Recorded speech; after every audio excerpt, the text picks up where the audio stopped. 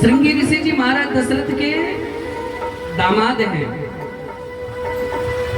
महाराज दशरथ को एक बिटिया भी थी, एक बेटी थी जिनका नाम था शांता। शांता का ब्याह हुआ था श्री श्रृंगी ऋषि जी महाराज जी के साथ।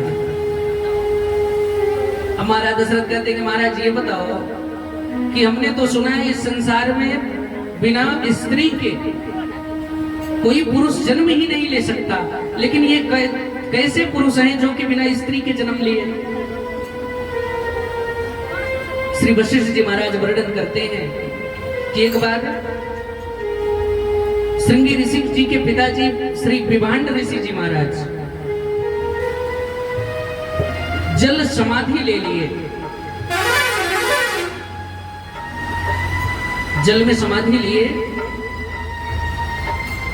और उनकी समाधि को देखकर देवराज इंद्र भयभीत हो गए, क्योंकि जब कोई भी जब तक पूजा पाठ करो ना, ऐसा नहीं कि साधु संत करते थे तभी इंद्र डरता था।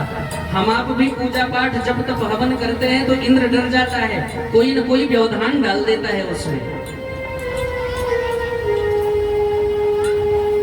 देवराज इंद्र श्री विभांड ऋषि के तपस्या से भयभीत हो गए और उन्होंने मैनिका नामक अप्सरा को विभांड ऋषि की तपस्या को भंग करने के लिए भेजा। मैनिका आई, श्री विभांड ऋषि जी का तप भंग हुआ। विभांड ऋषि और मैनिका के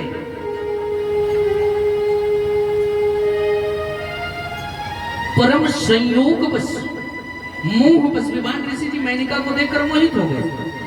उनका तेज निकला और वो तेज जल में प्रवाह कर रहा था। एक हिरनी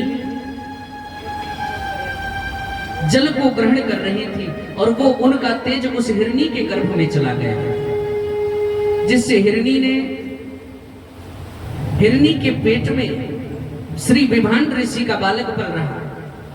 और जैसे ही उसका समय पूर्ण हुआ तो हिरण जब अपने बच्चे को जन्म देते हैं तो जन्म देने के पश्चात वो कहीं और चले जाते हैं। हिरनी ने एक झाड़ी में उन्हीं विभांड ऋषि के आश्रम के पास एक झाड़ी में सुंदर बालक को जन्म दिया, जिनका शरीर तो मनुष्य का, लेकिन सिर पर सींग हो गई हिरनी के गर्भ से कारण, जिससे उनका नाम पड़ा श्रृंगी ऋषि जी महाराज।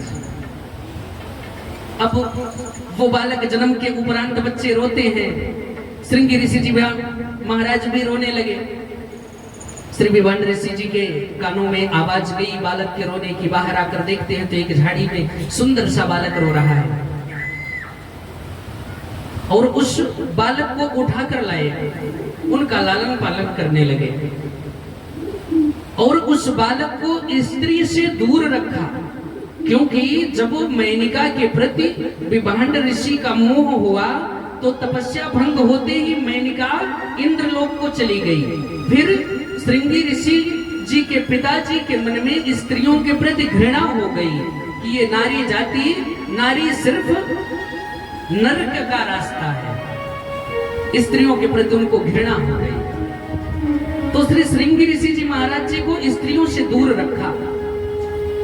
श्रृंगी ऋषि जी महाराज धीरे धीरे बड़े होते गए और जब बड़े हुए तो कभी स्त्रियों को देखा ही नहीं था, वो जानते ही नहीं थे कि नारी क्या होती है, औरत क्या होती है।